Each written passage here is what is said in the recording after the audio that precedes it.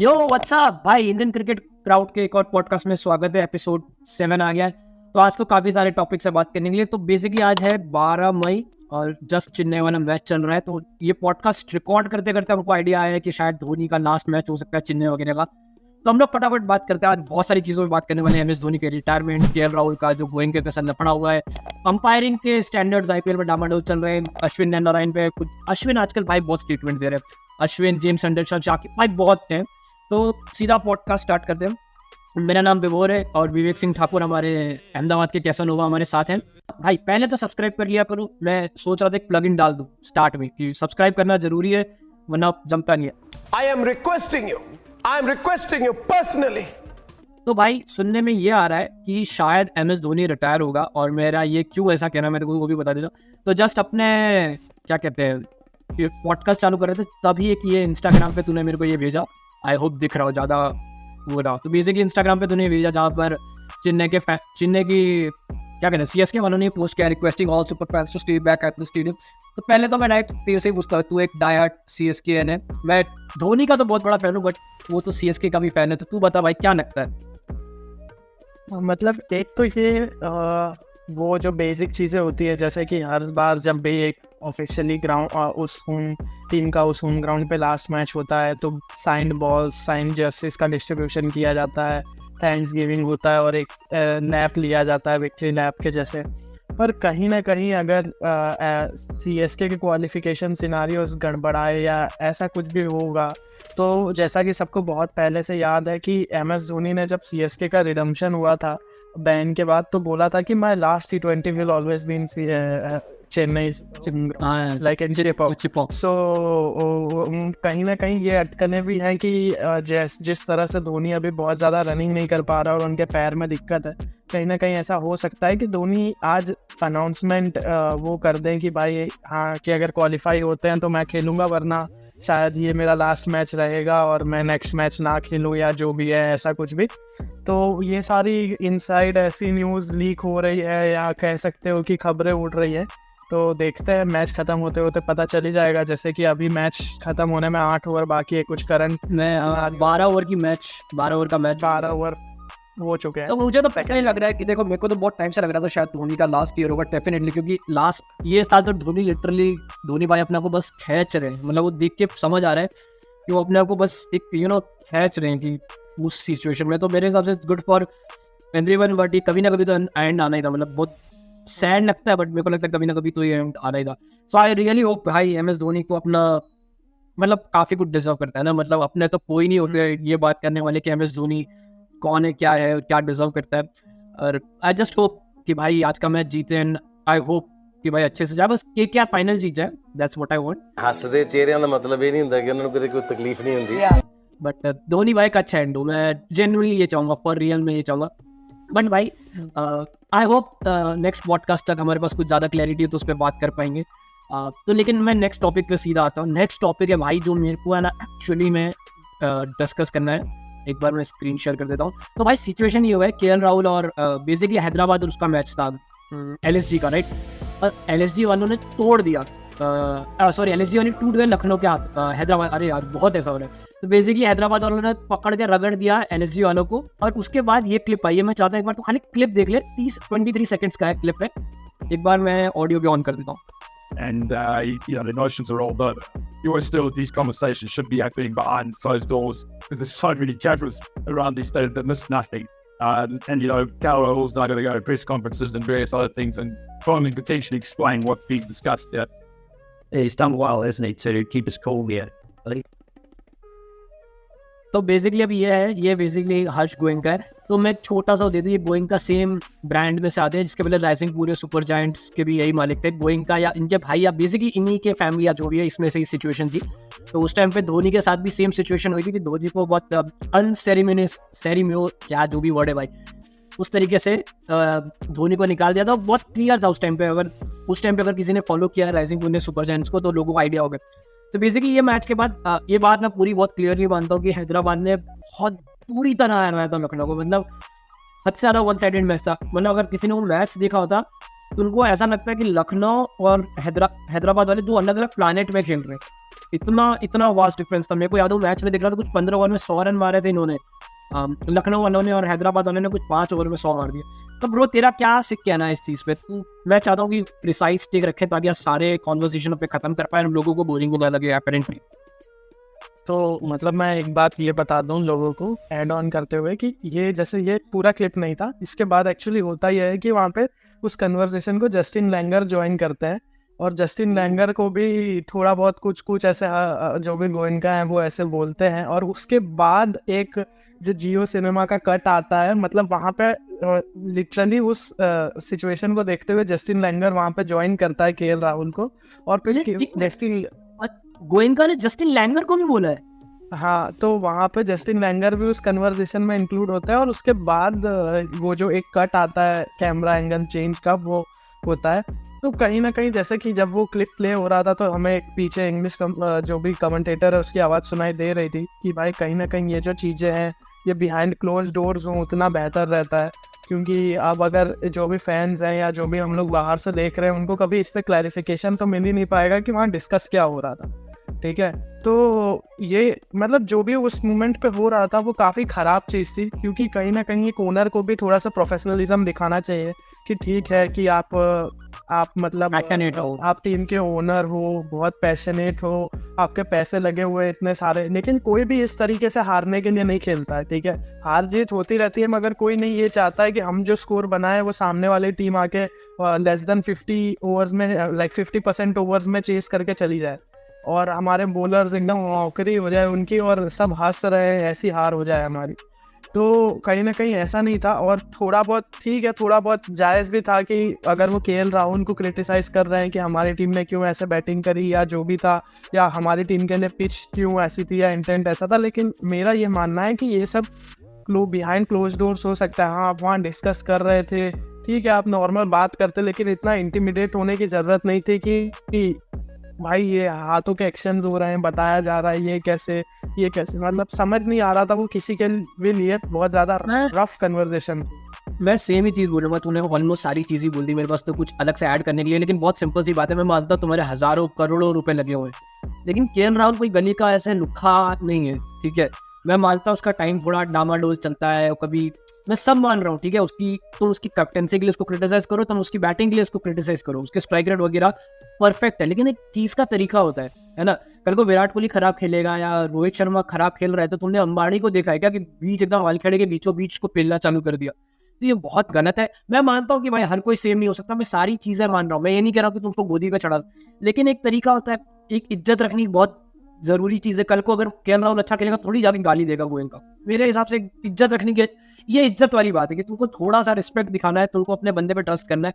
Simple सी बात है। अगर कोई सिंपल तरीके से बताओ, अगर तुम कोई भी कॉर्पोरेट कंपनी में काम करते हो और तुमको तुम्हारा बॉस सबके सामने इस तरह से पेल देगा तो तुम्हें भी बुरा लगेगा। ये तो केएल राहुल ने करोड़ों लोगों के सामने उसको पेल दिया है, तो ये सब चीज़ तो नहीं होनी चाहिए। बट क्या हो गया ब्रो, तू स्माइल कर रहा है, तेरे साथ ऐसा कुछ हुआ है क्या, कुछ पर्सनल? मैंने ये जो क्लिप था उससे नीचे कमेंट्स रीड कर रहा था, तो कुछ तो बहुत ऐसे सोफिस्टिकेटेड जैसे हमारी बात हुई वैसी कमेंट्स थे। लेकिन मुझे एक कमेंट याद आ गया जो तूने बोला, जो तूने प्रीवियस अभी बात करे उससे से, कि एक बंदे ने बहुत बेहतरीन तरीके से लिखा था कि भाई प्राइवेट जॉब में तो ऐसा ही होता है। वो चीज थोड़ी सी हाँ है ऐसा भाई। प्राइवेट जॉब वो है ना कि तुम्हारे पास 1 डिग्री है, तुम 25,000 की नौकरियों में तो तुम थोड़ी गाली खा लोगे, लेकिन यहाँ थोड़ा माहौल अलग है। लेकिन ठीक है, अपने नौकरी वगैरह पे नहीं जाते लोगों के। ठीक है, तो भाई अब सिचुएशन ऐसी है, ये इस चीज़ में बात करने का बनता था। सब standard IPL umpiring and IPL अलग अलग इंस्टेंस, तो तुमको हम लोग फोटोज और वीडियोस की तरह मैं एडिटिंग करके डाल ही दूंगा, इनफैक्ट अभी स्क्रीन भी शेयर कर दूंगा। मैं सीधा इस पे थोड़ा मैं स्टार्ट में टेक देता हूँ, फिर मैं चाहता हूँ तो कंटिन्यू कर, मेरे पास थोड़ी चीज़ें इस पर बोलने लायक। भाई पहली बात तो एक्चुअली में ये खाली इस साल की कहानी नहीं है। अगर तुम सालों से आईपीएल देख रहे हो, हर साल ऐसे कुछ ना कुछ किस्से होते हैं, हर साल मतलब ईयर आफ्टर ईयर ऐसे कुछ ना कुछ किस्से तो होते ही है। कोई नई बात तो बची नहीं है। कोई इसको फिक्सिंग बोलेगा, कोई बोलेगा मुंबई ने पैसे दे दिए, कोई बोलेगा आरसीबी ने पैसे दे दिए, सब कुछ है।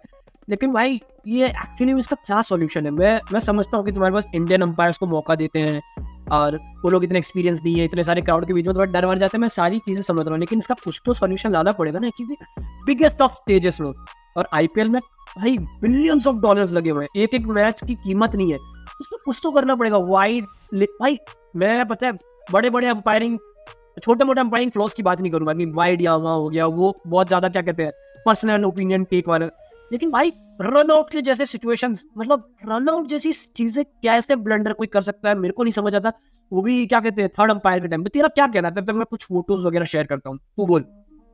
मतलब मेरा तो यही मानना है कि ये जो चीजें हो रही हैं एक सेकंड सॉरी मैं तेरे को कट कर रहा हूँ, लेकिन मैं इस वाले की बात कर रहा था, आई होप बहुत क्लियरली दिख रहा हो। तो ये वाला मैच मैंने लाइव देखा था, मुंबई लखनऊ का मैच था, हालांकि लखनऊ बहुत आराम से जीत गया था, लेकिन ये बहुत डिसाइसिव वो था। और ये मैं एक्चुअली में मैच देख रहा था, भाई बदोनी का रन आउट है, ये एकदम मेरे पास शब्द भी नहीं है कि भाई क्या है। बाकी ये सब तो तुम लोगों ने देखा ही होगा, धोनी का वाइड हो गया, विराट कोहली का नो बॉल का हो गया, लेकिन ये इस टाइप की चीजें, इस टाइप के ब्लंडर्स, और ये वन ऑफ नहीं है, हर साल होते हैं। तो मैं एक एग्जांपल दे रहा हूँ, अब तो कंटिन्यू। हाँ, तो ये जो स्क्रीन पे दिख रहा है ये तो एक बहुत बड़ा रनआउट का ब्लंडर था ही, लेकिन एक ट्रेविस हेड का वाला भी एक सीन हुआ था रनआउट का। उसमें हुआ ये था कि ट्रेविस हेड का बैट हवा में था, लेकिन वो विजुअली एक फ्रेम में बस लग ये रहा था कि वो बैट बिहाइंड द क्रीज है और वो टच हो रहा है ग्राउंड को। तो एम्पायर ने उस फ्रेम तक स्क्रॉल किया और उसके बाद उस फ्रेम तक देखा और उसके बाद उसे नॉट आउट दे दिया। लेकिन उसी के रिप्ले पे जब हम ये देखते हैं कि और जब रिप्ले को मूव किया जाता है तो क्लियरली दिखाई देता है कि ट्रेविस हेड का बैट ग्राउंड पे टच हो रहा है। मतलब बेसिकली जिस फ्रेम को देखते हुए नॉट आउट दिया गया था उस मोमेंट पे बैट हवा में था और ट्रेविस हेड आउट थे।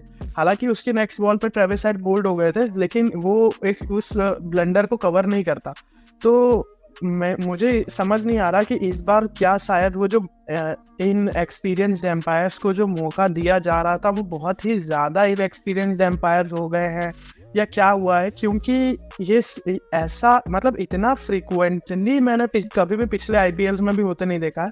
हाँ, जैसे कि हम सबको पता है कि पहले भी ये सारी चीज़ें होती आएंगी, लेकिन इस बार थोड़ा ज़्यादा ही हो रहा है ये सब। और कहीं ना कहीं ये आईपीएल की जो क्वालिटी है या आईपीएल का जो स्टैंडर्ड है उसको डिमीन कर रहा है, क्योंकि हम हर कोई जानता है कि IPL biggest cricket league in the world, पर अगर आप biggest cricket league in the world में ऐसी एम्पायरिंग करोगे या ऐसे एम्पायरिंग स्टैंडर्ड, एग्जैक्टली ब्रो, मतलब अंपायरिंग बहुत इंपॉर्टेंट हो जाती है और क्रिकेट में तो बहुत इंपॉर्टेंट। मेरे को सबसे ज्यादा पता है गुस्सा क्या रहा है इस बार है ना, आईपीएल चालू से पहले अनाउंस किया था कि भाई स्मार्ट रिप्ले वगैरह होगा, जो टाइम बचेगा। इस बार का मेरे को लगता है ना जो ये डीआरएस का टाइम है ना, पिछले बार से भी ज्यादा टाइम लगा रहे हैं, पिछले बार से भी ज्यादा टाइम लगा रहे हैं, और बहुत बेसिक चीजों में टाइम लगाते हैं। स्नीकोमीटर ना पता नहीं जो भी है, स्नीको चेक करते हैं, फिर उनका पिच इंपैक्ट चेक करते हैं, उसमें भी बहुत सारा टाइम लगाता है। टाइम लगाने के बाद ऐसे ब्लंडर्स दे रहे हैं।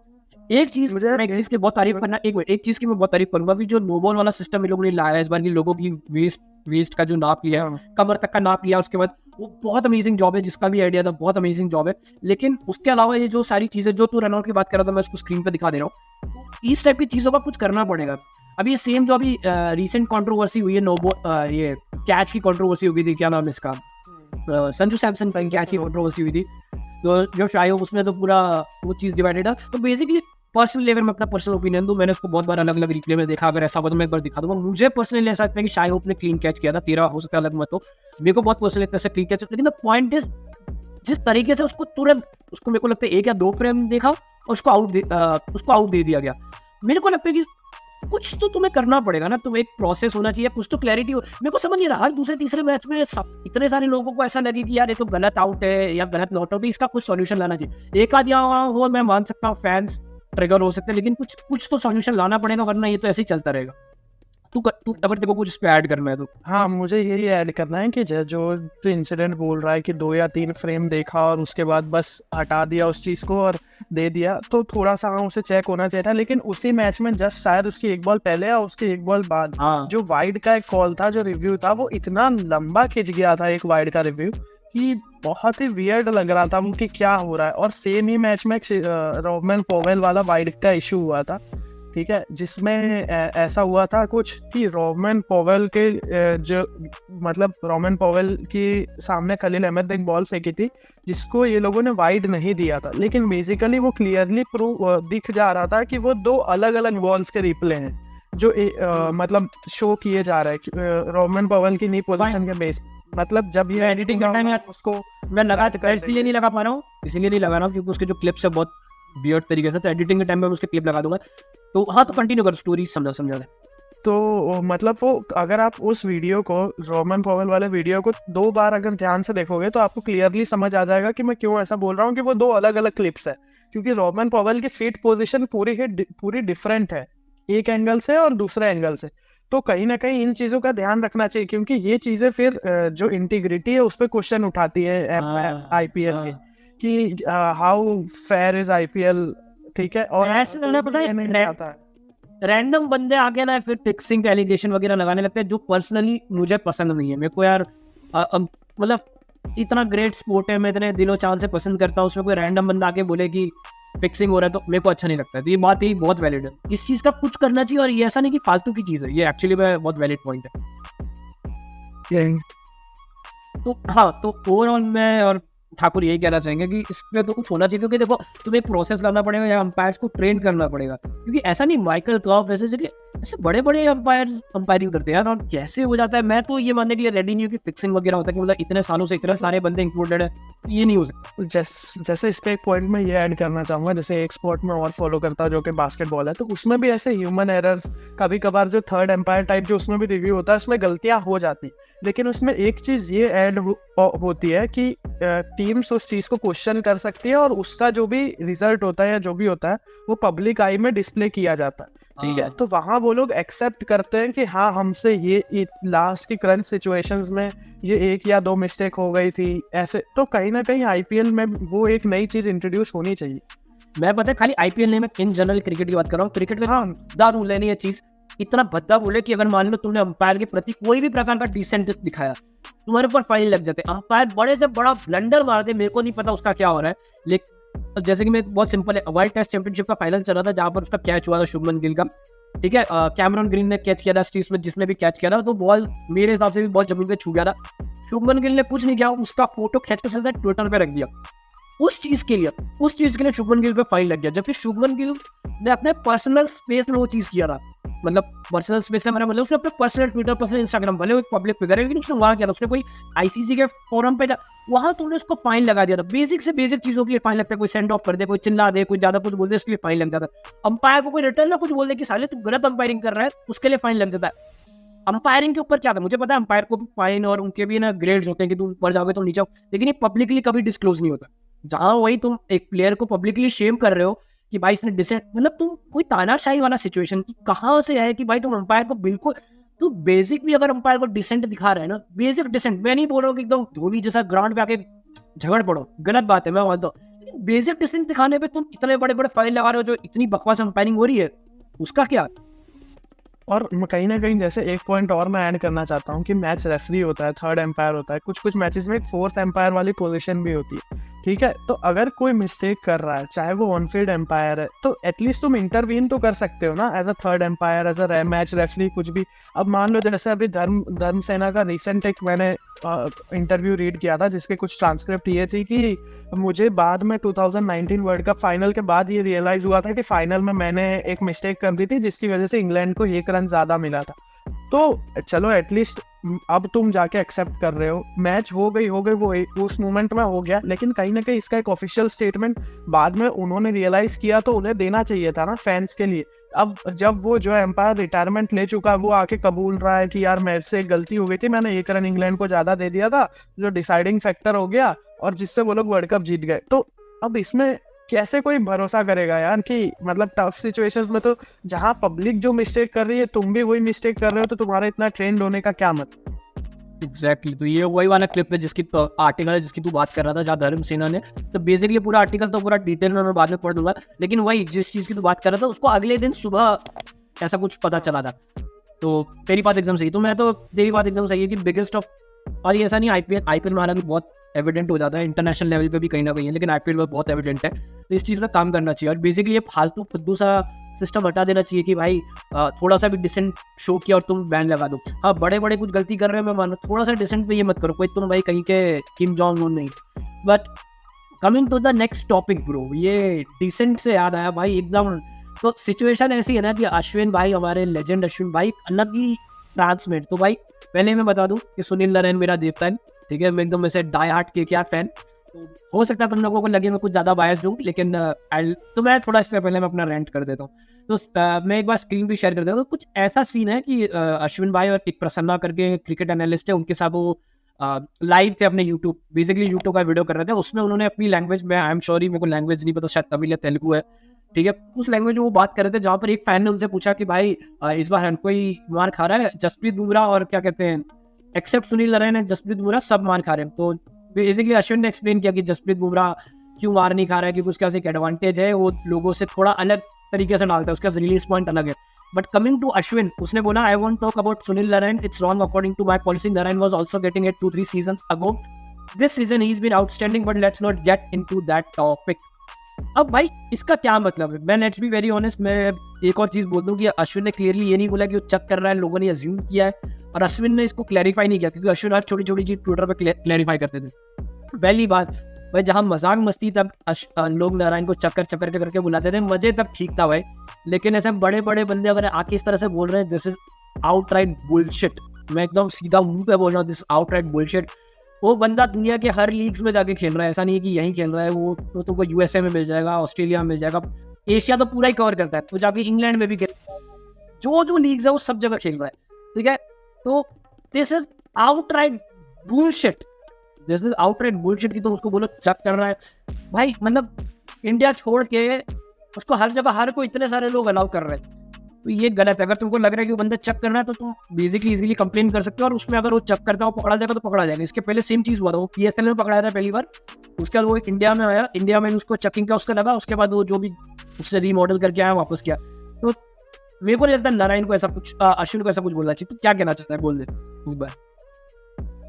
मतलब मैं कहीं ना कहीं, नारायण मेरा देवता तो नहीं है, तो मैं ये मानता हूँ कि यार थोड़ा बहुत कभी कभी नारायण ऐसा लगता है कि चेक कर रहा है, मैं तो उसमें कोई क्लैरिफिकेशन नहीं दे सकता, लेकिन मुझे ये लगता है कि जब तक ये बातें फैंस कर रहे हैं तब तक ठीक है। अब तुम एक इतने बड़े एस्टैब्लिश क्रिकेटर होके, इंटरनेशनल क्रिकेटर होके, एक यूट्यूब चैनल पे आके जब ये बातें बोलोगे, तो या तो तुम्हारे पास कोई पॉइंट होना चाहिए उस चीज़ को प्रूफ करने के लिए, है ना, मतलब, या फिर तुम बोलो मत। क्यों तुम्हें सिर्फ कंट्रोवर्सी को टच करना है और उसके बाद बस उसको बोल देना है कि ठीक है मैं इससे आगे नहीं बोलूंगा या मुझे कुछ नहीं कहना है। और मुझे जो सबसे अजीब बात पूरे स्टेटमेंट में ये लगी कि Narayan was getting hit 2-3 season ago, तो मेरे को तो कोई सीजन याद ही नहीं आ रहा है कि कौन से सीजन में नारायण वाज गेटिंग हिट।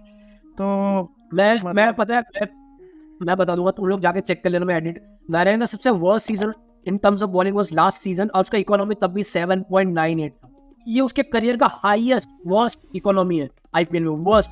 और ऐसा नहीं कि 1-2 मैचेस खेलता है या फिर जडेजा अश्विन जैसा कि पर्टिकुलर, वो मोस्टली अपने 4 ओवर का कोटा पूरा करके जाता है, ठीक है। तो मेरे को लगता है इस टाइप के स्टेटमेंट वो भी अश्विन के साइड से आना बहुत बुरा है। मतलब मेरे को तो पर्सनली ऐसा लगता है कि अश्विन कुछ ऐसा बंदा होगा जो बहुत रिस्पेक्ट करता होगा नारायण जी से, क्योंकि बीइंग अ फिंगर स्पिनर अभी तक रेलेवेंट रहना T20 क्रिकेट में, और अभी तक तुम्हें कोई नहीं मार पा रहा, इट्स अ बिग थिंग। जब वो चेक करता था उसको उसका सजा मिला, उसने रीमॉडल किया, वापस आया। तो कितने ही बंदे जाते हैं ब्रो जो रीमॉडल करके वापस आ रहे हैं और इफेक्टिव भी होते हैं। वापस आना ही बहुत बड़ी बात हो जाती है, इफेक्टिव तो बहुत दूर की बात है। प्रज्ञान ऊर्जा ले ले, सईद अजमल ले ले, बहुत है। और ऐसा नहीं है कि ये बंदा वर्ल्ड कप नहीं खेल, इंटरनेशनल लेवल पे इसीलिए नहीं खेल रहा है क्योंकि पकड़ा जाएगा। भाई अगर तुमको पकड़ाना होगा तो तुम ये आईपीएल उस समय नहीं पकड़ा जाओगे। जस्ट पीएसएल का एक सीजन गया, उसमें रायली रूसो की टीम में बॉलर था, मेरे को नाम याद नहीं आ रहा, इसी साल आया था, बहुत तगड़ी बॉलिंग कर रहा था और वो पकड़ा गया, मतलब वो चेकिंग के उसमें और लफड़े में फंस गया। तो ये बात एकदम फालतू की बात है। अगर वो सिर्फ इंटरनेशनल लेवल पे इसीलिए नहीं आ रहा है कि चक्कर है, भाई रोमन पावेल बोल रहा है, डेरेन सेमी, मतलब वेस्ट इंडीज के सारे बंदे बोल रहे हैं कि वापस आ जाए। तो अगर उनको पता है ये चक्कर रहा है तो बेवकूफ लोग है क्या कि वो लोग बोलेंगे कि वापस आ जाए। मजाक मस्ती तक ठीक है, बैटर ठीक है, ट्रोलिंग ठीक है, वही फैंस लोग बोल रहे हैं ठीक है, हम लोग आपस में बात कर रहे हैं ठीक है, लेकिन इतना बड़ा आदमी, इतना बड़ा प्लेयर अब इस तरह से बोल रहा है, दिस इज, मेरे को नहीं इस तरह से करना चाहिए, दिस इज रियली बैड। मतलब तुम किसी की इंटीग्रिटी है उसमें बेसिकली सवाल उठाने वाली बात है, तो ये चीज़ तो मैं अंदर ही बंद करूंगा। मतलब ऐसा नहीं करना चाहिए। मैं पर्सनली मेरे को हर्ट हुआ है, बट ठीक है भाई, नेक्स्ट टॉपिक मुझे हर्ट हो रहा है ब्रो। लेकिन हर्ट से याद आया, मैं एक अलग बंदे की बात करना चाहता हूँ। मेरे हिसाब से अगर कभी क्रिकेट का ऐसे किताब या मूवी बनी ना, तो क्रिकेट का सबसे बड़ा एंटी हीरो बंदा कोई होगा तो शाकिब अल हसन होगा, ठीक है। तो पर्सनली मैं फिर से इस पर थोड़ा सा लेवरेज लेके मैं स्टार्ट करता हूँ। मेरे को पर्सनली लग सकता है कि इतने टाइम से मैंने क्रिकेट इतने सारे ऑलराउंड, तो मेरा one of the favourite most, मेरे यहाँ पर मैंने फोटो भी लगा रखा है, मेरा one of the favourite cricketer है जैक कानिस। मेरे को मतलब उसके जैसा बंदा मैंने आज तक अपनी लाइफ में क्रिकेट खेलता हुआ नहीं देखा। मतलब एक complete cricketer, complete proper super cricketer, उसके बाद अगर मेरे को लगता है वो जैक कानिस के बाद वो मेरे को लगा है शाकिब। अब मेरे को पता है बहुत बड़ा स्टेटमेंट है, बट शाकिब अल हसन, अगर कोई क्रिकेट नहीं देखता, अगर उसने कभी शाकिब अल हसन को देखा है, अगर उसको बैटिंग करते हुए देखेगा तो उसको लगेगा अच्छा बैट्समैन है। अगर उसको कोई बॉलिंग करता हुआ देखेगा तो उसको लगेगा प्रॉपर बॉलर है। बैटिंग करते हुए बांग्लादेश का स्पेयर हेड लगता है वो, मतलब मेन बैटर लगता है, और वाइल बॉलिंग वो बांग्लादेश का स्पेयर हेड लगता है। तो मेरे को लगता है अभी सुनने में आ रहा है शाकिब अल हसन शायद T20 क्रिकेट से रिटायर होने वाले। मेरे को लगता है एक बड़ा लॉस होगा इंटरनेशनल क्रिकेट में अभी, और मेरे को लगता है एज तो हो ही गई थी। बट मैं एंटी हीरो इसके लिए भी बोला कि उसके ऑफ फील्ड जो है कि कभी अंपायर को धक्का दे दिया, कभी स्टंप्स फेंक दिया, कभी कोई फैन से झगड़ गया। तो ब्रो मैं चाहूंगा कि छोटा सा बट प्रिसाइज तेरे क्या थॉट्स है शाकिब अल हसन पे, और उस पर थोड़ा सा लेवरेज करते हैं और आगे बढ़ते हैं। मतलब जैसे कि ये खबरें आ रही हैं कि शाकिब अल हसन T20 से रिटायरमेंट ले रहा है, तो कहीं ना कहीं मुझे ये लग रहा था कि पिछले साल हो रहा है थोड़ा सा, हाँ मतलब जैसे उन्होंने खुद ही अनाउंस किया था कि T20 वर्ल्ड कप के बाद मैं T20 से रिटायरमेंट ले लूँगा। तो थोड़ा सा हाँ मुझे ये लग रहा है कि जैसे जैसे एज थोड़ा सा कैचअप कर रहे हैं शाकिब अल हसन को, उनके इंस्टिंक्ट्स थोड़े से स्लो होते जा रहे हैं, और कहीं ना कहीं T20 क्रिकेट आपको इतना ज़्यादा टाइम नहीं प्रोवाइड करता कि आप 6-8 बॉल खेल लो, पिच को एनालाइज कर लो और उसके बाद आके वाइक करो।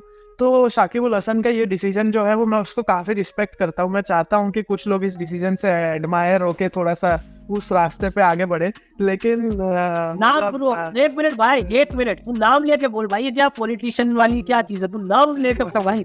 मैं भाई अश्विन के रास्ते पे चलूंगा भाई, let's not get into that वाले स्टेज पे रहूंगा मैं।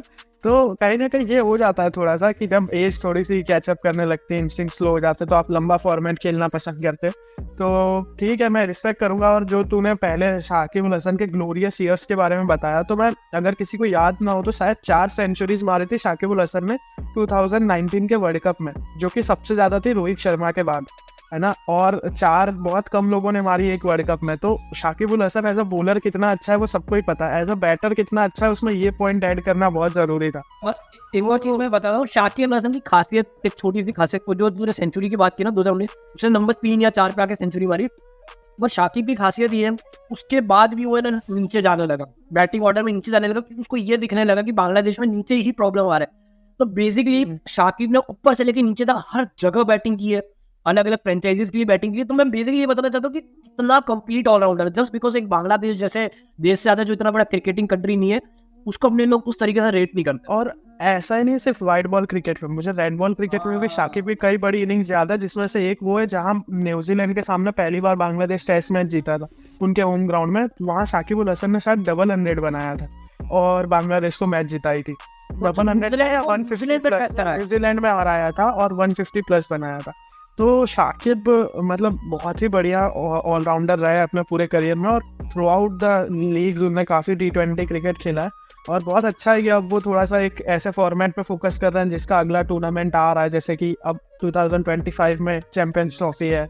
मैं इसको जस्ट यहीं पर एंड करूंगा कि मेरे को पर्सनली ऐसा लगता है कि शाकिब अल हसन लिटरली अगर थोड़ा सा इस साइड पैदा हो गए उधर बॉर्डर के बंगाल में अपने कोलकाता में, बहुत बड़े प्लेयर होते हैं भाई। शाकिब अल हसन, जिसने देखा नहीं है ना शाकिब अल हसन को, कभी समझ नहीं पाएगा कि शाकिब अल हसन कितना बड़ा ऑलराउंडर था। मतलब जस्ट मेरे को सही में बुरा लगता है कि बांग्लादेश जैसे किसी कंट्री से आता जो क्रिकेटिंग लेवल पे उस लेवल पे नहीं है, तो कभी भी है ना शाकिब अल हसन को उस लेवल की रिस्पेक्ट या उस लेवल की उसकी बातचीत नहीं हो पाई है, वरना वो बहुत भाई क्लास अपार्ट है। मतलब मैं कह रहा हूँ ना कि ऐसे तुमको ऑलराउंडर्स बहुत कम मिलेंगे कि जिस, मतलब मैं तुमको बता रहा हूँ, जैक कालिस जो अपने करियर के एंड आते थे अपने बैटिंग पावर्स के लिए ज़्यादा फेमस था। शेन वॉटसन ने अपने करियर के एंड आते थे तो बॉलिंग छोड़ ही दिया था, वो कंप्लीट बैटर बन गया था।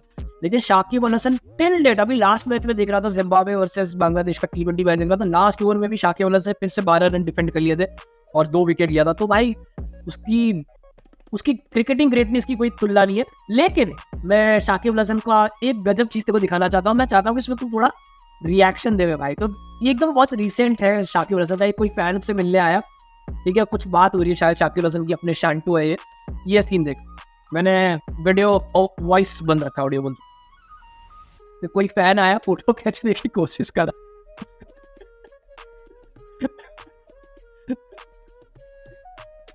और ये कोई भी एंगल से मेरे को नहीं लगता ये प्यार से कर रहा है, ये वापस आता है वो शायद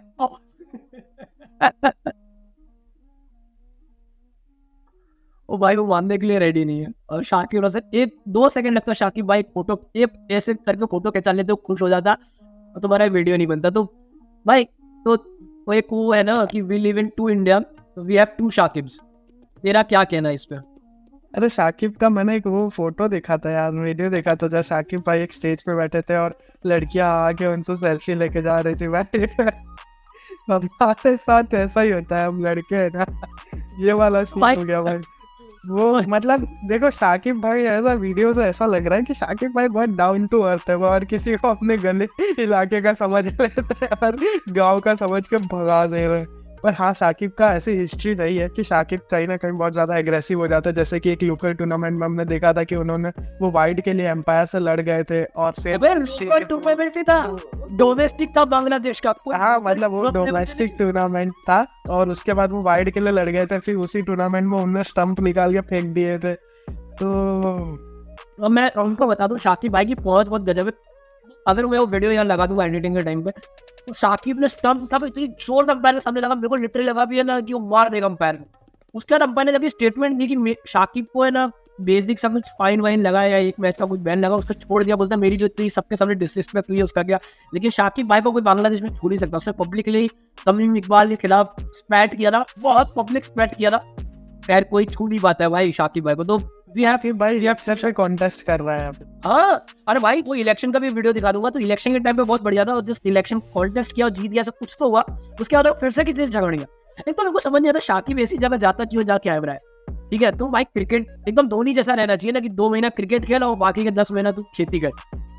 मत सामने शाकिब भाई मेरे को लगता है कहीं ना कहीं अंदर एक फ्रस्ट्रेशन है कि साना मुशफिकुर रहीम के साथ अभी तक खेलना पड़ रहा है।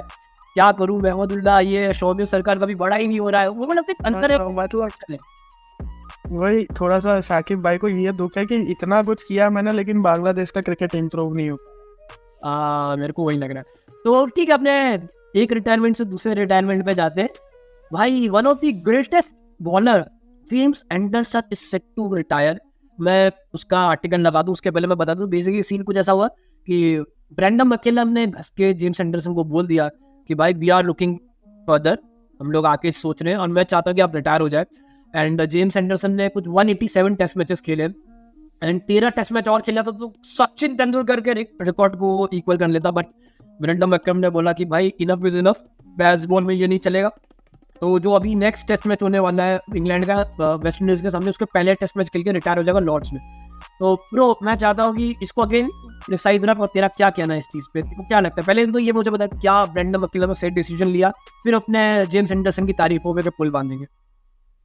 मतलब मुझे कहीं ना कहीं ये लगता है कि जो ब्रेंडन मैकलम का डिसीजन था वो सही है, क्योंकि थोड़ा सा लॉन्ग टर्म फ्यूचर को देखना पड़ेगा इंग्लैंड को, क्योंकि ऐसा तो हो नहीं सकता कि हमेशा एंडरसन ही उनके लिए खेलते रहे। कभी मान लो आगे चल के अचानक से एंडरसन इंजर्ड हो जाते तो उनके पास अभी बहुत कम ऑप्शन है देखने के लिए।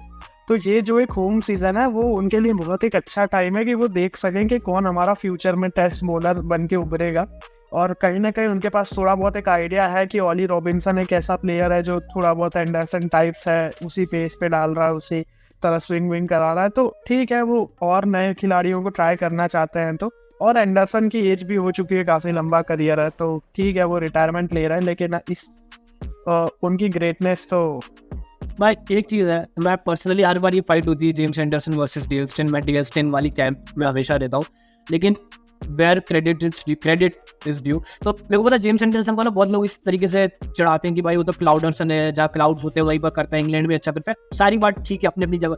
लेकिन एक बंदा अगर 187 टेस्ट मैच खेल रहा है, वो भी फास्ट बॉलर, ये मेरे को लगता है एक अपने आप में कैसा रिकॉर्ड है जो कभी टूटेगा ही नहीं। मेरे को और रियल लगता है कि ये तो पॉसिबल ही नहीं। लॉन्जेविटी में भी एक स्किल होता है, जो लॉन्जेविटी है कि भाई तुम अपनी बॉडी को कैसे मेंटेन कर रहे हो इतने लंबे रन के लिए।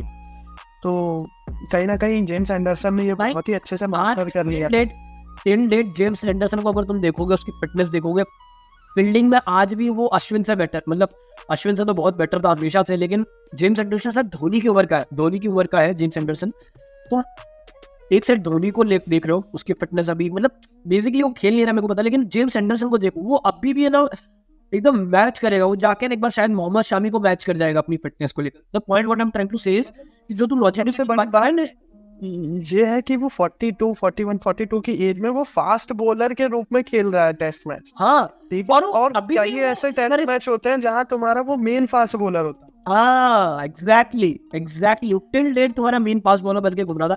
देखो आगे तो बंदा जेम्स एंडरसन क्या है, कहीं ना कहीं बहुत सारे ऐसे, देखो उनको नेक्स्ट एशेस जीतना है, नेक्स्ट एशेस ऑस्ट्रेलिया में है, एंडरसन थोड़ा स्ट्रगल करता है ऑस्ट्रेलिया में, वो सारी बातें सही हैं, लेकिन 700 टेस्ट विकेट्स लेना, 700 के आसपास आई गेस है ना, 700 के आसपास एग्जैक्ट नंबर, 700 टेस्ट विकेट्स है, 700 टेस्ट विकेट्स लेना मजाक है ही नहीं भाई।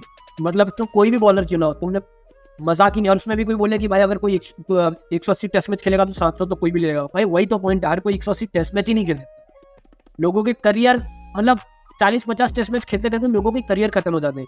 अब जाके अश्विन ने कुछ 100 टेस्ट मैच थोड़ा टाइम पहले खेला था ना, आई गेस ऐसे कुछ हुआ था, तो लोगों के करियर खत्म हो जाते हैं भाई। जेम्स इतना खेलते हैं तो जेम्स एंडरसन लेजेंड है भाई, मतलब इसमें तो कुछ बात भी नहीं। मेरे को पता है जॉफ्रे बॉयकॉट करके, मैं शायद नाम उसका गलत प्रोनाउंस कर रहा हूँ, उसका मैंने कई बार स्टेटमेंट पढ़ा था, जेफरी बॉयकॉट, हाँ, तो उसका मैंने कहीं स्टेटमेंट पढ़ा था कि भाई James Anderson is God's gifted है, उसके पास भगवान का उसकी देन है, वो चाहे तो एक है ना एप्पल को भी स्विंग करा सकता है, अगर उसको कोई हाथ में उसके एप्पल या ऑरेंज दे देगा ना तो उसको भी स्विंग कराने का, और ये बात सही है। बहुत मतलब उसकी कोई लिमिट नहीं है जेम्स एंडरसन भाई, एंड ऑफ एन एरा तो डेफिनेटली है। इसमें तो मतलब कई चीजें, कहीं ना कहीं मुझे ये लगता है कि इंग्लैंड उनकी सर्विसेज को मिस करेगा, लेकिन ये फ्यूचर के लिए इंग्लैंड के लिए बेटर है कि वो अब जेम्स एंडरसन से आगे बढ़े और अपने नए न्यू एरा के बॉलर्स को तराशे, उन्हें ढूंढे और उन्हें ज़्यादा हाँ ये नहीं, ये बहुत ज़रूरी था, ये डेफिनेटली एक क्या कहते हैं बहुत ज़रूरी था, क्योंकि लेकिन ठीक है यार, मैं जेन्युइनली चाहता कि जेम्स एंडरसन, मेरे को लग रहा था पिछले साल रिटायर हो जाना चाहिए, बट वो अपने फैन होते किसी को भूलने वाले हैं, उसको लग रहा है वो खेल सकता है तो वो खेल रहा है। But thank you so much, मैं तो यही बोलना चाहूँगा कि अगर बहुत ज़्यादा सर्विसेज दी ना, मतलब बहुत, अगर टेस्ट क्रिकेट को ब्यूटीफुल तुमने बनाया, इंग्लैंड में अगर टेस्ट क्रिकेट को देखना ब्यूटीफुल बनाया तो उसमें बहुत बड़ा कारण जेम्स एंडरसन है। तो इसकी अलग से कुछ कहानियां भी नहीं बना सकते यार। वो बचपन में कोई याद है 90s के आसपास में दिखता था एकदम रंग बिरंगी बॉल लेके जेम्स एंडरसन दौड़ता हुआ आता था, एंड टिल डेट वो ऐसा ही खेल रहा है, तो इट्स जस्ट क्रेजी है। बट क्रेजी से याद आया, अपने जो अलग क्रेजी टॉपिक्स पे अपने जाते क्रिक गॉसिप, तो भाई अब एक चीज तूने नोटिस की है भाई, हर 1-2 हफ्ते में हार्दिक पांड्या और रोहित शर्मा की कहानी अपने को बोलनी पड़ती है। फिर अपने को कोई देखेगा सोचेगा कि भाई अपने लोग रोहित शर्मा और हार्दिक पांड्या से ऑब्सेस्ड है। नहीं भाई, कोई ऑब्सेस्ड नहीं है, लेकिन तुम लोग ऑब्सेस्ड हो, उसकी बातें करते रहते हो, तो हम लोग उसकी बातें करते हैं, फिर उसी को थंबनेल में लगाते हैं, और करना पड़ता है ना, थोड़ा व्यूज के भूखे तो हम भी है, थोड़ा करना पड़ता है। तो भाई बात कुछ ऐसी आई है, मैं उसका आगे स्क्रीन शेयर कर दूंगा। अगेन बात ऐसी आई है कि भाई हार्दिक पांड्या से जो भी मुंबई इंडियंस हार रही है, उसके बाद ये रिपोर्ट्स आए हैं कि मुंबई इंडियंस वाले खुश नहीं है। मुंबई इंडियंस के ड्रेसिंग रूम में से रिपोर्ट्स आए हैं कि भाई लोग है ना हार्दिक पांड्या के एटीट्यूड और हार्दिक पांड्या के कप्तानी स्टाइल से खुश नहीं है, और वो बेसिकली खुश नहीं है, ये रिपोर्ट्स आए हैं। और उसके ऊपर एबी डिविलियर्स ने भी कुछ डबल डाउन किया, वो भी मैं दिखा देता हूँ। यार क्या कहना है ब्रो, ये मेरे को याद है एक बार इंडिया टीम के लिए भी आया था कि भाई लोग विराट कोहली से खुश नहीं है। देखो क्या लग रहा है, क्या चल रहा है भाई, कौन क्यों क्या चल रहा है, क्या कहना है तेरा इसमें? मतलब मुझे लग रहा है कि भाई रोहित शर्मा, हार्दिक पांड्या, मुंबई इंडियंस, ये कितना ट्रेंडिंग टॉपिक है कि हर कोई इस पर अपनी रोटी सेक लेना चाहता है, ठीक है। तो कहीं ना कहीं ऐसे रिपोर्ट्स और ये सारी चीज़ें हमेशा आती रहेंगी। और थोड़ा सा मैंने एक इमेज शेयर किया था, लेकिन वो लगाना थोड़ा सा कंट्रोवर्शियल हो जाएगा यहाँ पे, पर डिविलियर्स और हाँ मैं भेज दूंगा, हम एबी डिविलियर्स और जो एरन फिंच का स्टेटमेंट है उस पर ही आएंगे, क्योंकि हो सकता है ऐसा कि कोई उनकी कप्तानी से खुश ना हो, पर ऐसा नहीं है ना, अब एक सीजन हुआ है, ठीक है, वो समझ कर लेगा, डायनामिक समझ लेगा, लेकिन पर वो ही बात है कि हम भी ये सिचुएशंस को देख के वीडियो बना रहे हैं। तो जो भाई देखो मैं शांत बात है, जहाँ उसको है ना क्रिटिसाइज करना है करो, उसकी कप्तानी को क्रिटिसाइज करना है करो, लेकिन ये थोड़ा ज्यादा होता जा रहा है भाई। ये तो मतलब मैं देखते जा रहा हूँ, हर दूसरे दिन कोई आ जाता है इस टाइप के रिपोर्ट्स आ जाते हैं कि भाई ये हो रहा है वो, क्या चल रहा है। MI कैंप में ग्रुप्स बन गए हैं और MI कैंप में आपस में बातचीत नहीं हो रही थी। अब थोड़ा है ना, मेरे को ऐसा लग रहा है कि गैंगअप हुआ जा रहा है यार उस बंदे के ऊपर। तुमको देख भाई बहुत क्लियर है, मेरा बहुत क्लियर है कि भाई अगर तुम चाहते हो कि भाई मतलब रोहित शर्मा के साइड, अगर तुम चाहते हो कि भाई मेरे को नहीं अच्छा लग रहा है, वो वीडियो तूने भी देखा होगा ना केकेआर ने जो अपलोड किया था, केकेआर ने मिस्टीरियसली हटा दिया, उसमें क्लैरिटी कुछ नहीं है, लेकिन वो बोल रहा है कि मेरा घर है, मैंने बनाया, टूट रहा है। भाई क्या अगर तुम भाई पब्लिकली आगे समाधान इसका खत्म कर दो, अभी बोरिंग हो रहा है। मतलब अभी पर मुझे ये लगता है कि क्या रोहित शर्मा को नहीं पता है कि उनके आसपास कैमरा है, वो ग्राउंड में अभिषेक नायर से इस तरीके से बात कर रहा है। चलो ठीक है, उनको नहीं आइडिया था जो भी, लेकिन अब KKR वालों भी तो ये समझ सकते थे ना कि ये चीज़ अपलोड करना सही नहीं है, कहीं ना कहीं ये आग में घी डालने जैसी बात हो जाएगी। और जो भी ये चीज़ें हो रही हैं, ठीक है, उस पर क्लैरिफिकेशन आ जाता, या फिर आप अपना इतना ओपन एंडेड सपोर्ट, तो वैसे ऐसा नहीं है कि कोई रोहित शर्मा को या हार्दिक पांड्या को बहुत ज़्यादा कुछ करने की ज़रूरत है या बहुत ज़्यादा एफर्ट्स डालने की ज़रूरत है इस चीज़ को ख़त्म करने के लिए, लेकिन वो जो मिनिमलिस्टिक एफर्ट्स रिक्वायर्ड है वो भी नहीं हो पा रहे हैं।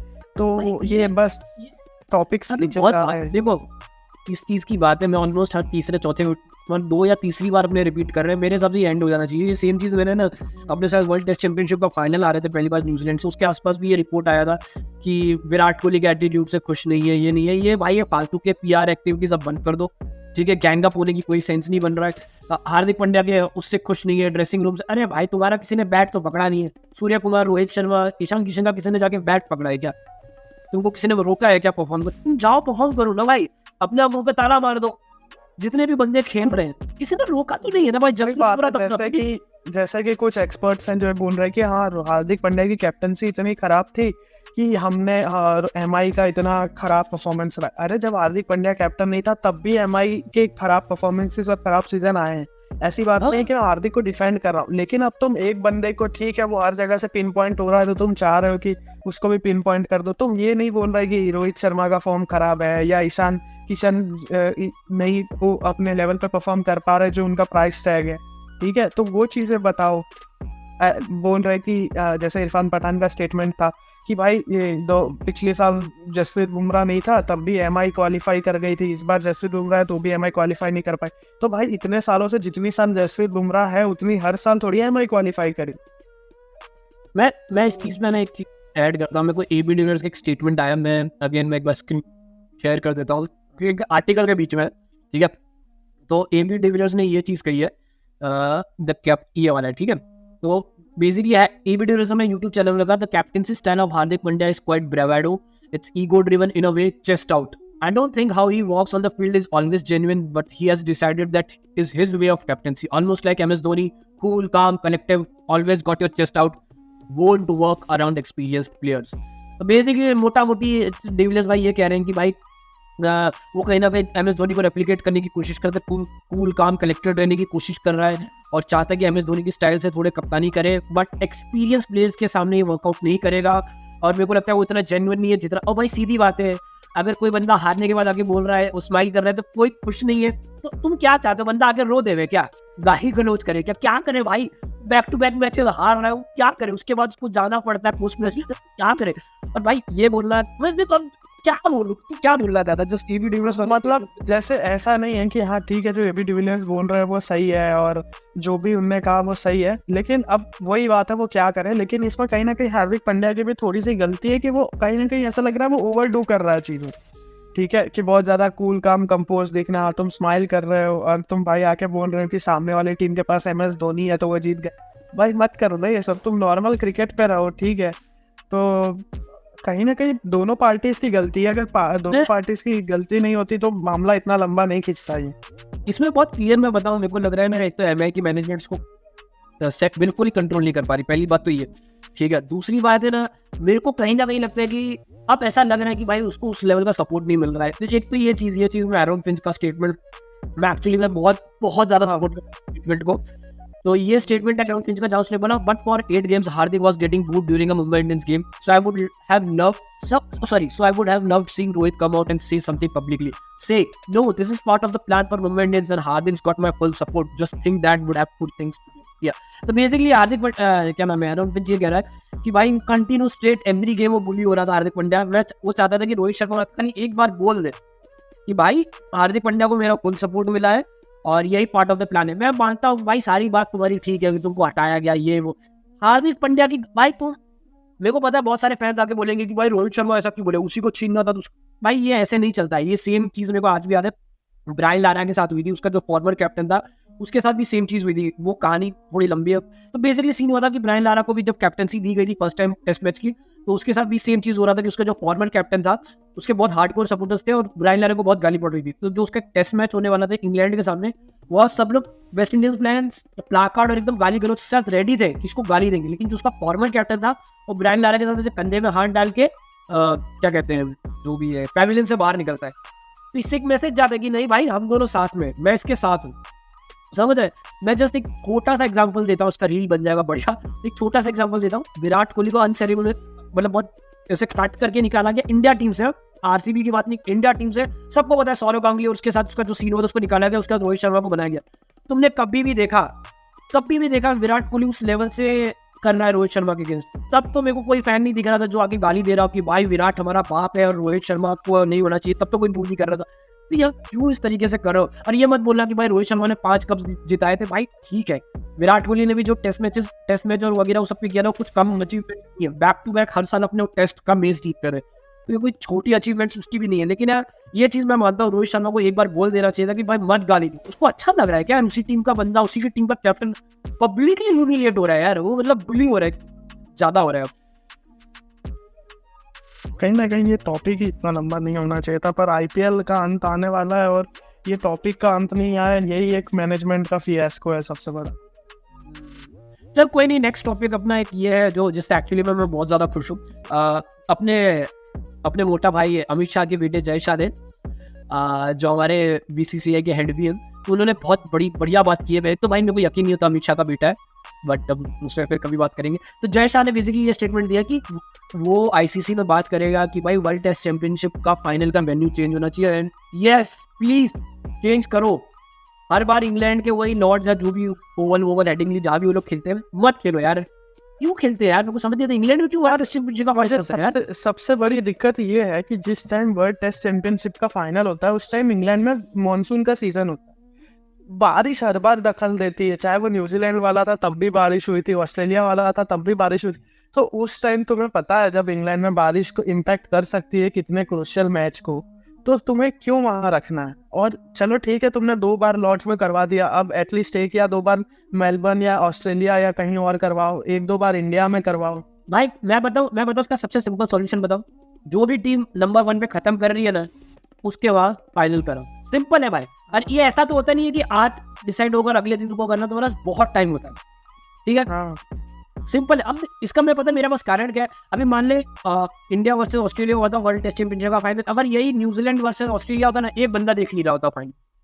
इतने बड़े बार की आईसीसी इवेंट का अगर कोई फाइनल ही देखने नहीं आएगा, क्यों देखने आएगा यार? न्यूजीलैंड का कोई फैन नहीं होगा इंग्लैंड में, ऑस्ट्रेलिया को कोई सपोर्ट करने नहीं आएगा, इंग्लैंड में कोई सपोर्ट करने नहीं आएगा ऑस्ट्रेलिया, कोई क्यों देखेगा भाई कोई? और इंग्लैंड तो तुम्हारी जिस तरह से खेल रही है बैक टू बैक, मुझे लगता है 3रा साल होगा इंग्लैंड क्वालिफाई नहीं करेगी वर्ल्ड टेस्ट चैंपियनशिप के फाइनल।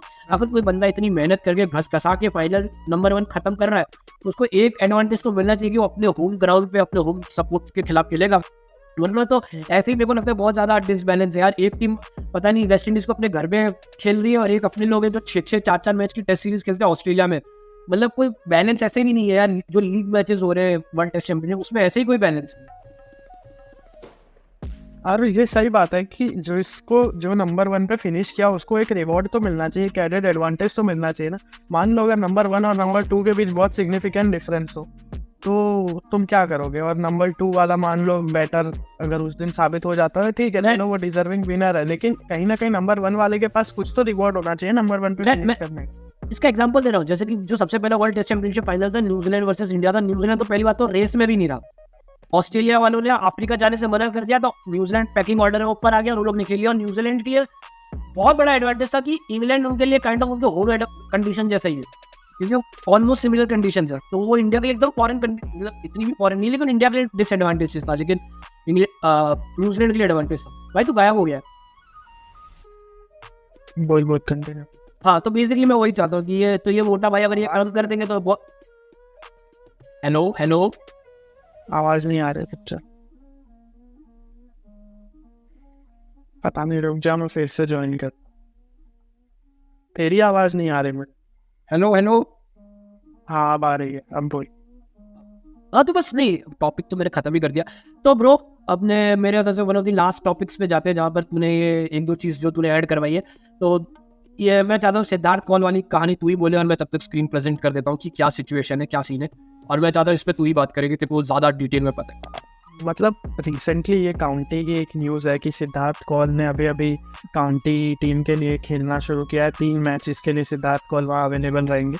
तो बहुत एक अच्छी बात होती है कि एक ऐसा खिलाड़ी जो ग्रास रूट्स लेवल से उठ के IPL इतने टाइम खेला, मान लो अभी IPL में उसकी वैल्यू नहीं हो रही है, लेकिन एक लॉन्गर फॉर्मेट में उसकी वैल्यू है और उसके पास एक एम्पल अपॉर्चुनिटी है, जहाँ पे जैसा कि दिख रहा है उन्होंने अपने डेब्यू मैच में 5 विकेट लिए। साथ ही साथ हमारे टेस्ट के लेजेंड पुजारा भी अभी इस वक्त काउंटी खेल रहे हैं, जिनने शायद अभी 2 शतक बनाए हैं पिछले 1 हफ्ते के अंदर काउंटी में। तो मुझे लग रहा है धीरे धीरे रिटायर होते होते एक काउंटी ग्रेट भी बनी जाएंगे वो, जिस हिसाब से काउंटी ग्रेड तो ऑलरेडी पुजारा मेरे को याद है। लास्ट टाइम शायद इस टाइम का मेरे को शॉर्ट नहीं, लास्ट टाइम तो कैप्टन भी था, जो उसे कैप्टन था। तो मेरे हिसाब से बहुत बढ़िया चीज़ है यार। मैं मानता हूँ यार पुजारा ने अपने लास्ट फेजेस में उस तरीके से रेप्लिकेट नहीं कर पाया इंडिया के लिए, लेकिन जो पुजारा ने काम किया है ना, वो मे बी स्टैट्स में उस तरीके से रिफ्लेक्ट नहीं हो पाएगा, लेकिन जो पुजारा ने, अगर जिसने पुजारा को देखा है वही समझ सकता है कि पुजारा ने क्या किया इंडिया। बहुत ज्यादा नीड थी पुजारा जैसे बैट्समैन की इंडिया। हाँ, बहुत ज्यादा ही नीड को उन्होंने बहुत ज्यादा फुलफिल किया है। और एक वो जो गैप था राहुल द्रविड़ वाला, वो तुरंत ही तो उन्होंने फिल आउट नहीं किया, लेकिन एक बहुत लंबे टाइम तक उस रोल को उन्होंने संभाला। तो भाई अब लास्ट 1-2 टॉपिक बचे, मैं उसको फटाफट कर लेते। तो एक रमीज राजा के बैंक का स्टेटमेंट है, आगे मैं एडिटिंग स्टाइल में लगा दूंगा। तो रमीज राजा ने ये बोला कि अगर बाबर आजम को कोई IPL में 20 करोड़ का भी कॉन्ट्रैक्ट देगा, 20 करोड़ में बिकेगा, तो भी बाबर आजम IPL नहीं खेलेगा, क्योंकि वो बहुत बड़ा देशभक्त आदमी है। भाई पहली बात तो IPL खेलने का देशभक्ति से क्या लेना देना भगवान मालिक, और 20 करोड़ कौन दे रहा है यार बाबर आजम को। अरे भाई यार KL राहुल के साथ क्या हो रहा है देख रहे हो ना। बाहर batter T20 batter KL Rahul, Babar Azam भाई कौन दे रहा है यार बाबर आजम को 20 करोड़। भाई रमीज राजा है ना, थोड़ा मतलब ये लोग, भाई मेरे को समझ नहीं आ रहा, PCB का हेड बनने के लिए कुछ भी बोल सकता है भाई। और रमीज राजा तो पूरा एकदम है ना बेंड डाउन हो गया है बाबर आजम के सामने, वो बाबर आजम के खिलाफ एक शब्द नहीं सुनता। तो भाई फालतू की बातें मत करो रमीज भाई। कौन दे रहा है भाई बाबर आजम को 20 करोड़, कौन दे रहा है भाई? वो बंदा द 100 में नहीं बिक रहा है, मजाक नहीं कर रहा हूँ। बाबर आजम को द 100 में कोई नहीं ले रहा है यार, बात कर रहे हो यार। बिग बैट्स तो खेलता नहीं है, कहाँ IPL की बातें करो। बट एनीवेज लास्ट टॉपिक पे आते हैं। अगर कोई बंदा याद तक देख रहा है, आई होप तुम लोगों को मजा आ रहा है। बट लास्ट टॉपिक पे आते हैं। पार्थिव पटेल ने भाई ट्वीट कर दिया है, Glenn Maxwell is the most overrated player, foreign desi most overrated player in IPL। पहले तो मेरे को लगा फेक है, पहले तो मेरे को जेन्युइनली लगा फेक है, फिर जब मैंने खुद चेक किया, उसने एक्चुअली में ट्वीट किया, उसका उस पैट को कंटिन्यू किया खुद का वो IPL ट्रॉफी। सबसे खराब चीज मुझे ये लगी कि उसने लोगों के सामने डिफेंड किया स्टेटमेंट। ठीक है चलो, तुमने स्टेटमेंट दिया, खत्म किया, कॉमन पब्लिक के सामने क्या डिफेंड करना। ब्रो पहली बात तो थोड़ा मैं मानता हूँ भाई मैक्सवेल का बहुत खराब टाइम जा रहा है वो, लेकिन मोस्ट ओवररेटेड ग्लेन मैक्सवेल। और मैं ये वाले उसमें तो नहीं बोलूंगा कि भाई पार्थिव पटेल ने क्या उखाड़ा है। भाई ये तो फालतू का आर्ग्यूमेंट हो जाता है कि तूने क्या किया ऐसा। तो भाई हम दोनों एकदम फालतू का ही हो गया, हम लोग को तो वीडियो बनाना ही चाहिए। लेकिन मोस्ट ओवररेटेड नहीं है पार्थिव भाई। मैं समझ सकता हूँ आपका कुछ RCB के प्रति बहुत देशभक्ति होगी, आपकी बहुत प्यार करते होगे विराट कोहली से, और हारता हुआ नहीं देख पा रहे तो गुस्से में दारू पी के ट्वीट कर दिया आपने। लेकिन उसके बाद थोड़ा ज्यादा खींच रहे थे, है ना। थोड़ा सा स्टैट्स डिबंक करके ये भी बताएंगे कि क्या हमारे हिसाब से क्या लगता है हम दोनों को, कौन ओवररेटेड है कौन अंडररेटेड है। नहीं, लेकिन वो थोड़ा सा नेक्स्ट इसका एक अलग से वीडियो बनाएंगे ओवररेटेड अंडररेटेड का। बट ठीक है, तो अब ये वीडियो यहीं पर एंड करते हैं। ठाकुर को एक्चुअली में जाना है, इसको कोई बुलाने आया है, इसके काटना है, पता नहीं कौन। ठीक है, तो ये चीज आप लोग यही एंड करते हैं। देखो जाना है तो चले जा, मैं यहाँ पर एंड कर। हाँ चल जा। तो भाई थैंक यू सो मच, अगर ये वीडियो यहाँ तक देख रहे हो भाई थैंक यू सो मच भाई। अब कभी आदत नहीं है एंडिंग करने की, बट मीन्स अ लॉट अगर आप ये वीडियो यहाँ तक देखते हो। मैं बता नहीं सकता कितनी मेहनत करते हैं हम लोग ये वीडियोस बनाने के लिए। एंड मैं रिसेंट टाइम में देख रहा हूँ कि इंस्टाग्राम पे काफ़ी आप लोग सपोर्ट दे रहे हैं, व्यूज़ आ रहे हैं, कमेंट्स दे रहे हैं, थैंक यू। रेडिट में एज यूजुअल काफ़ी सपोर्ट आ रहा है। एंड सबसे इंपॉर्टेंट 100 सब्सक्राइबर्स हमने क्रॉस किए, मेरे लिए बहुत बड़ी बात है। आई एम नॉट श्योर कि कितने लोग एक्चुअली में इस पॉइंट तक देख रहे हैं। अगर ये पॉइंट तक तुम वीडियो देख रहे हो तो नीचे जाके कमेंट करो मैं था, खाली मैं था करके कमेंट कर दो, मैं समझ जाऊँगा कि तुमने यहाँ तक देखा है। ठीक है, तो थैंक यू सो मच अगर तुम यहाँ तक देख रहे हो। मैं बस थैंक यू बोल सकता हूँ कि बहुत बड़ी बात है। हम लोग अपनी लाइफ में से मतलब टाइम निकाल के ये सब चीज़ें कर रहे हैं, बहुत खुशी देता है हमको। और ऐसे में अगर आप लोग देख रहे हैं, सपोर्ट कर रहे हैं, व्यूज़ दे रहे हैं, बहुत बड़ी बात है मेरे लिए और ठाकुर के लिए भी। तो